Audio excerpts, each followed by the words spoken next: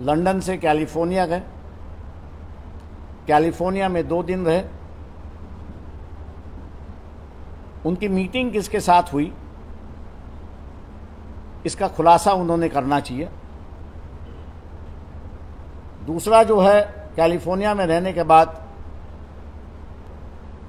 वो लंदन दोबारा आए, 2 दिन के लिए लंदन रुके और लंदन के बाद वो दुबई आए और दुबई में जो है उनकी दाऊद इब्राहिम के साथ में एयरपोर्ट पे ही मुलाकात हुई। सोने से माला उनको पहनाई गई वहाँ पर और शाम के ही फ्लाइट से वो लंदन दोबारा लौट आए।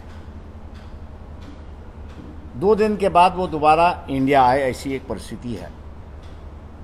मुख्यमंत्री होने के नाते सेंट्रल गवर्नमेंट से इजाज़त के बिना कोई भी मुख्यमंत्री टूर नहीं कर सकता है। केंद्र सरकार से हम पूछना चाहते हैं, क्या उस वक्त की सरकार ने इस टूर को मान्यता दी थी? दूसरी बात यह है कि जो कैलिफोर्निया की मीटिंग थी और दाऊद इब्राहिम के साथ की जो बैठक थी, क्या इसको भी सरकार ने सैंक्शन दिया था, मान्यता दी थी?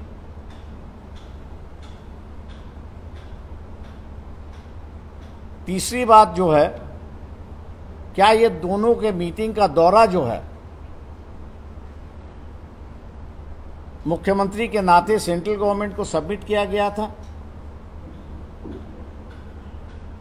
चौथी बात यह है कि इस बात को दबाया गया था, इसका खुलासा जो है वो सेंट्रल गवर्नमेंट से होना चाहिए, ऐसा मैं मान के चलता हूं। लोग इसको कहेंगे कि ये पुरानी बात है, ये बात सही है, लेकिन जिस इलाके में पैलेस्टाइन और इजराइल का झगड़ा चल रहा है, केंद्र सरकार अंदर से इजराइल की तरफ है, बाहर से पैलेस्टाइन की तरफ है, ऐसी एक परिस्थिति है कि जिसका गुस्सा भारतीयों में है, ऐसी एक परिस्थिति है।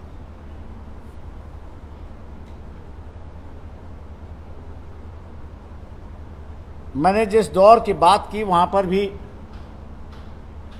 इराक का मामला हो, फ़लस्तीन का मामला हो, यहाँ का भारतीय मुसलमान जो है कुछ व्यक्तियों को छोड़ के, 10-12 व्यक्तियों को छोड़ के, वो उनके झांचे में नहीं आए। आज मैं मान के चलता हूं कि इजराइल का मामला होने की वजह से कुछ भारतीय जनता जो है रिएक्ट हो सकती है, ऐसी एक परिस्थिति है और इसको रोकना है। तो ये जो दोबारा कॉन्ट्रैक्ट किलिंग की व्यवस्था महाराष्ट्र में शुरुआत हो चुकी है, और दूसरी बात, जिस तरह से कनाडा, यूएस और इंडिया, इनकी तरफ से जो मामला चल रहा है, मैं मान के चलता हूं कि बंबई और महाराष्ट्र ये दोनों हॉट सीट पर बैठे हुए हैं। एनसीपी से हम लोग ये ऐलान करते हैं कि वो इस बात का खुलासा करे कि क्या उनको इजाज़त थी कैलिफोर्निया की मीटिंग में जाने की, क्या उनको इजाज़त थी कि दाऊद इब्राहिम को दुबई में मिलने की? अगर इजाज़त नहीं थे तो वो मिले क्यों थे? इसका विवरण जो है वोटर के सामने आना चाहिए। मैं वोटर को ऐलान करता हूं कि महाराष्ट्र में अगर शांति बनाए रखना है तो ये खुलासा जब तक नहीं आता है तब तक इन पार्टियों को वोट करना या नहीं करना, इस पर दोबारा उन्होंने सोचना चाहिए। और सारी बातें हैं, मेरे ख्याल से अगले प्रेस कॉन्फ्रेंस में हम लोग इस पर कहते रहेंगे, लेकिन इलेक्शन महाराष्ट्र का है शांति भी महाराष्ट्र में होनी चाहिए, और जो शांति का पीरियड अब अशांति में बदल रहा है, किस वजह से बदला उसके सामने हमने लोगों को रखा है। मैं उम्मीद करता हूं कि सेंट्रल गवर्नमेंट और एनसीपी की ओर से इसका खुलासा होगा, ऐसा मैं मान के चलता हूं। आप अगर पूछना चाहे तो पूछ सकते हैं। मराठी शरद पवार आणि दाऊद इब्राहिम यांची भेट झाली का आणि कधी? मी What is the timing for this? Why are you saying this now? as I have said that the timing which we have now chosen is there is going to be an election in Maharashtra. This government is going to last for 5 years if it is elected. Unless and until there is explanation as to what happened during 90s and 20s in India. We had a series of bomb blasts. We had a series of individuals being finished off. If we don't want that thing to happen again, that is one part. And second part, there is apprehension within the intelligence agency that if the war between Israel, Palestine, Hezbollah, Syria, Lebanon and Iran, if it expands, it will have repercussions on India. Those repercussions, I think so, need to be halted, and we need to have a proper government who doesn't have connections with all these elements. And therefore, we are bringing all these facts before the people.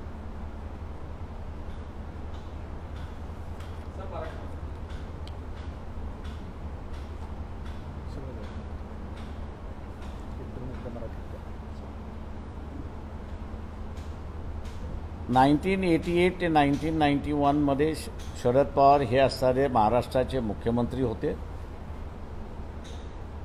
या दरम्यान शरद पवार यांनी official tour म्हणून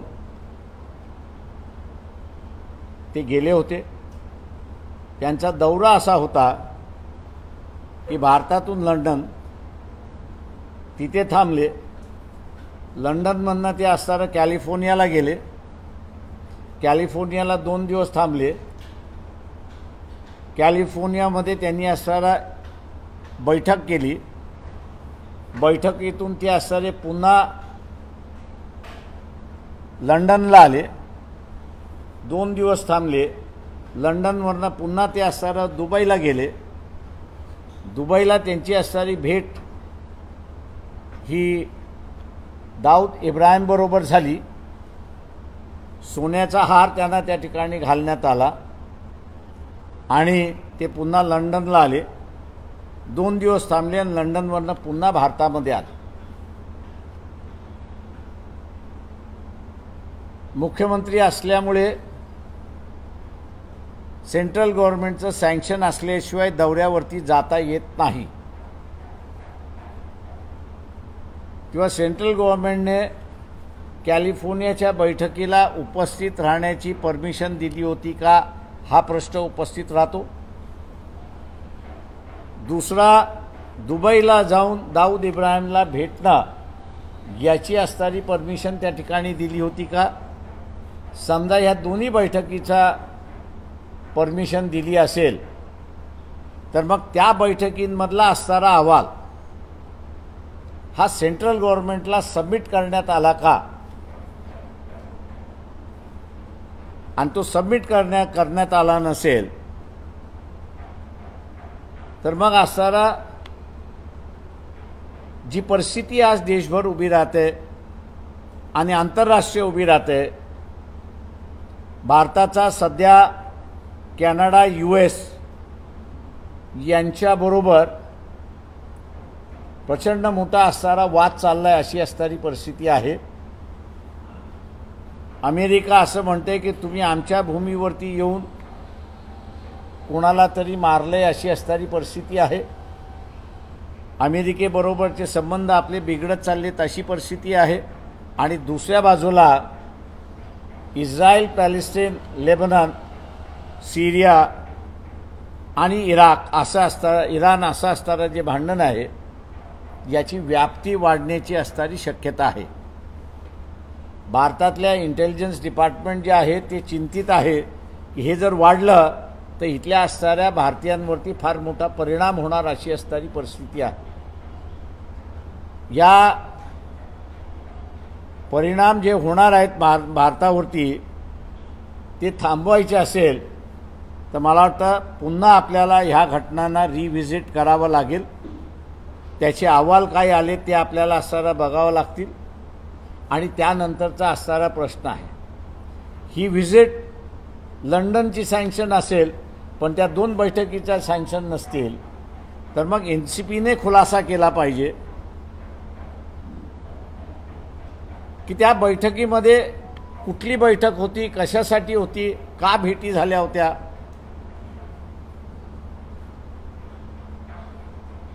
याचा खुलासा येईल असं मी त्या ठिकाणी मानतोय. एकनाथ शिंदे महाराष्ट्राचे मुख्यमंत्री आहेत. त्यांच्याकडे सगळा अहवाल मुख्यमंत्र्यांच्या दौऱ्याचा असतो, तेव्हा त्यांनी तरी लोकांना असणारं हे सांगावं अशी असणारी परिस्थिती आहे. महाराष्ट्र हा असणारा पूर्णपणे 90 साली आणि 2000 साली हॉटस्पॉट त्या ठिकाणी राहिलेला आहे. तो पुन्हा हॉटस्पॉट करायचा नसेल तर लोकांनी या सगळ्या माहिती विचारल्या पाहिजे, घेतल्या पाहिजेत आणि त्याच्यानंतर येणाऱ्या 5 वर्षाचं सरकार कोणाचं राहील याचा त्यांनी असणारा बघणं त्याच्यातलं महत्त्वाचं आहे. मला मान्य आहे याच्यामध्ये की लोक म्हणतील की तुम्ही राजकारणी आहात, तर मी आहे राजकारणी. इलेक्शनच्या तोंडावरती हे स्टेटमेंट करतोय. होय, मी इलेक्शनच्या तोंडावरती असणारे स्टेटमेंट करतोय, जाणीवपूर्वक करतोय की येणारा काळ जो आहे तो त्या ठिकाणी दिसतोय. माझ्या आजोबांना सेंट्रल गव्हर्नमेंटने 54 साली सिरियसली घेतलं नाही आणि 62चं युद्ध झालं.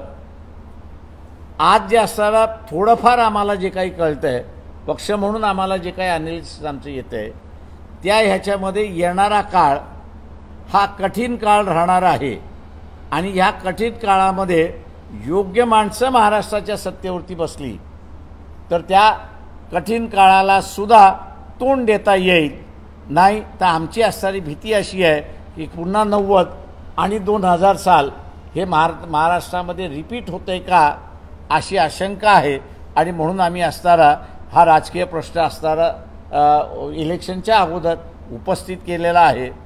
आम्ही असं मानतो की जसं BJPचं सेंट्रल गव्हर्नमेंट आहे त्यांच्याकडे रेकॉर्ड आहे, फॉरेन सेक्रेटरी आहे त्यांच्याकडे रेकॉर्ड आहे, महाराष्ट्राचे मुख्यमंत्री आहेत त्यांच्याकडे असणारा हा रेकॉर्ड आहे. त्यांनी हा रेकॉर्ड जनतेपुढे मांडावा अशी मागणी आम्ही या ठिकाणी करतो. 30 वर्षापूर्वीची ही घटना आहे. 30 वर्षानंतर आता महाराष्ट्रातील मतदार या घटनेला गांभीर्याने घेतील असं तुम्हाला वाटतं? त्यांनी घ्यावं असं आमचं मत आहे. काका जी 1990 सालची परिस्थिती होती तीच परिस्थिती आता असणारं 2024 साली दिसते. त्यावेळेस असणारं ISIS म्हणून असणारं नॉन स्टेट इस्लामिक ऑर्गनायझेशन्स आपल्याला त्या ठिकाणी दिसत होत्या. आता असणारं आपल्याला रिअली इथल्या असणाऱ्या इस्लामिक स्टेट्स इस्रायलबरोबर असणाऱ्या लढाईमध्ये आपल्याला त्या ठिकाणी दिसत आहेत. त्याच्यामुळे कुठेतरी ख्रिश्चॅनिटी वर्सेस मुस्लिम असं असणारा होण्याची शक्यता तिथे दिसते आणि त्या ह्याच्यामध्ये आपण त्या दोन्ही जगाचे भाग नाही आहोत, पण आपल्यातला एक भाग हा असणारा पॅलेस्टीन आणि इराण यांच्या मताशी सहमत होणारा आहे. तेव्हा त्याला इफेक्ट होऊ नये, त्याच्यावरती परिणाम होऊ नये म्हणून दक्षता घेणं हा सगळ्यात महत्त्वाचा असं मी त्या ठिकाणी मानतो. पवारांची भेट झाली होती, हे जर सिद्ध झालं तर त्याचा काय परिणाम? गव्हर्नमेंट ऑफ इंडिया बघून घेईल. गव्हर्नमेंट ऑफ इंडियाने ते विचारलं पाहिजे की अनऑफिशियली तुम्ही भेटलात कशाला, त्याचं कारण काय होतं त्यांनी असं सांगावं. दाऊद सरेंडर होणार होतं अशाही बातम्या होत्या, त्या संदर्भात ते मला आता राम जेठमलानी आपल्यामध्ये नाही आहेत, त्याच्यामुळे त्याचं उत्तर राम जेठमलानी देऊ शकले असते अशी परिस्थिती आहे.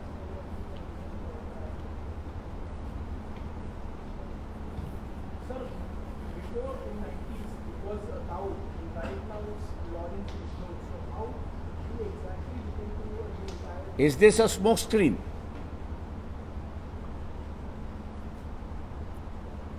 There are many layers. Is this a smoke screen? Therefore, I put it before the people that unless the truth is out, don't vote for those parties who were involved in 90s and 20s. So who's putting up this smoke screen? So who's putting up this smoke screen? That the government will have to answer. You're making the allegation. I'm making an allegation which is based on facts.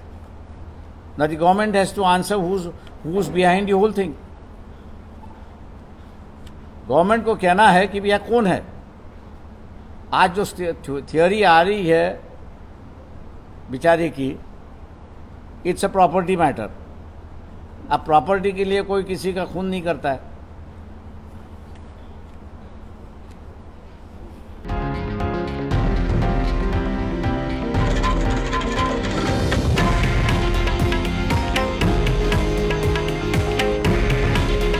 हे आहे देशातील number 1 news network आणि आपण पाहत आहात TV9 Marathi. काळजी तुमची, हित महाराष्ट्राचं.